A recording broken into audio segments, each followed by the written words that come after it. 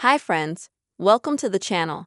In this video, I will show you and tell you how you can hide your Instagram Reels from your profile grid.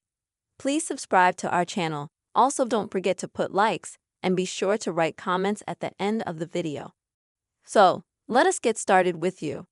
First, open the Instagram app and then go to your profile.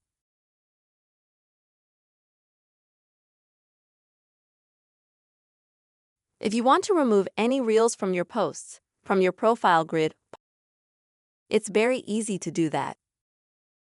You select Reels, then you click on the three dots in the top right-hand corner.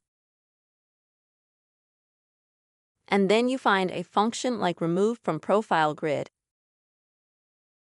And now if you look at my profile, you'll see that Reels is no longer in the profile grid. But fear not, it's not deleted, it's not archived, it's still there. It's just that you'll have to click on the middle Reels sign to see it. If you want to put the Reels back in the profile grid, you click on that as well. At the bottom, you find the three dots.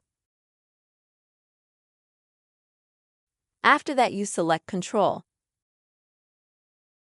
Here you find the Add to Profile Grid function. And then you can exit. Switch to the profile grid.